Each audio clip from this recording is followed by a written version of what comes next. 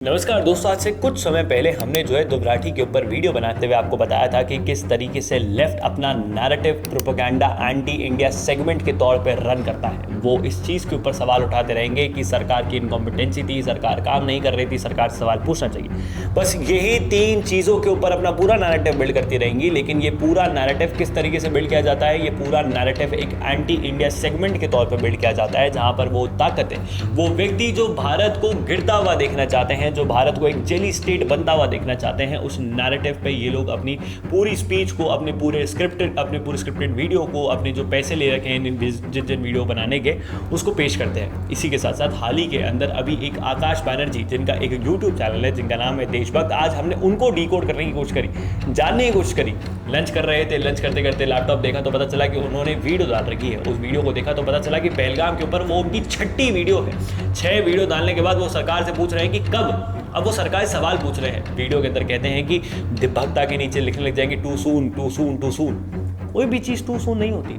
जिस दिन पहलगाम का अटैक हुआ था उसके अगले दिन जब हमने ये वीडियो बनाई तो हमने ये चीज़ को बताया कि किस तरीके से सरकार की इनकॉम्पिटेंसी थी। सरकार से सवाल पूछे गए, लेकिन प्रायोरिटी सवाल पूछना नहीं था। प्रायोरिटी ये था कि आप कब पाकिस्तान के अंदर जाकर आसिम मुनीर के गले के अंदर कुत्ते का पट्टा डालेंगे और उसको रेड फोर्ट पे लाके खड़ा कर देंगे।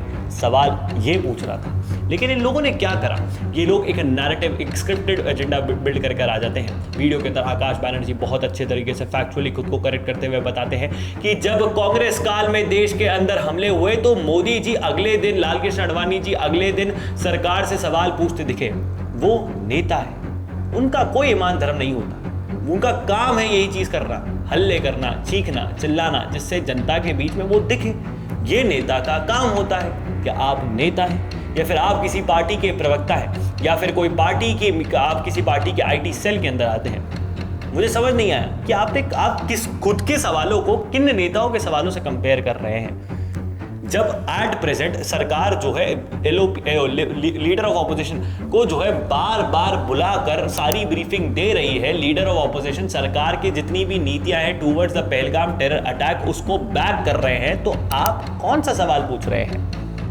मुझे एक चीज़ बताइए, जब देश के नेताओं ने सदन के अंदर अगर मांग करी कि वो चाहते हैं कि एक पार्लियामेंट सेशन बैठना चाहिए, पार्लियामेंट सेशन बैठेगा तो उसके अंदर majority of the part opposition से कौन बोलेगा? लीडर ऑफ द ऑपोजिशन बोलेगा। कॉमन सेंस तो यही कहता है। जब लीडर ऑफ द ऑपोजिशन को ब्रीफ पहले ही कर दिया जाता है despite of conducting a parliamentary session, तो क्या जरूरत है पार्लियामेंट्री सेशन की?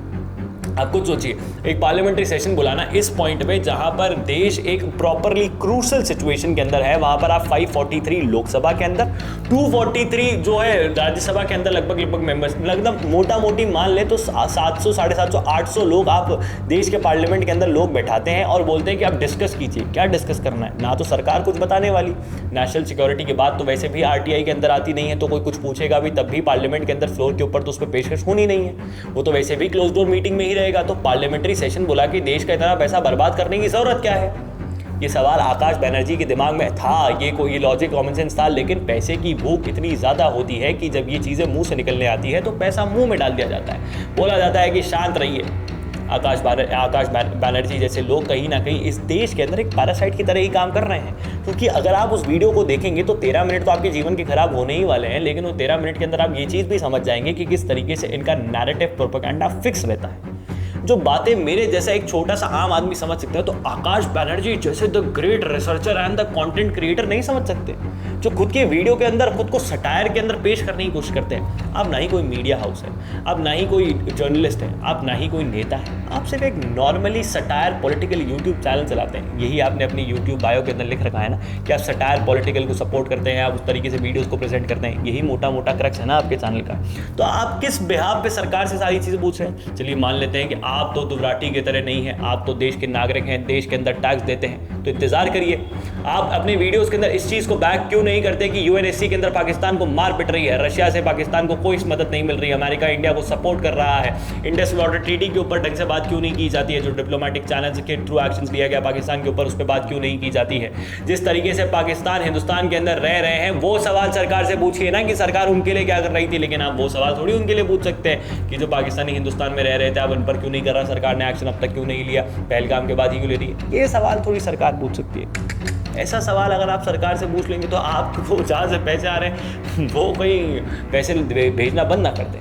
खैर, आकाश बैनर्जी के लिए शायद इतना ही समय देना बहुत ज़्यादा मतलब हो जाएगा कि उनको भी लगेगा कि अरे भाई मेरे को इतनी तवज्जो दे दिया गया है किसी व्यक्ति द्वारा। तो आप लोग भी अपनी राय नीचे कमेंट बॉक्स में लिख के बताइएगा कि आप लोगों की क्या राय है। इस वीडियो को शेयर करें, ज़्यादा से ज़्यादा लोगों तक पहुँचे। जय हिंद, जय भारत, भारत माता की जय, और हाँ, पानी बचाएं।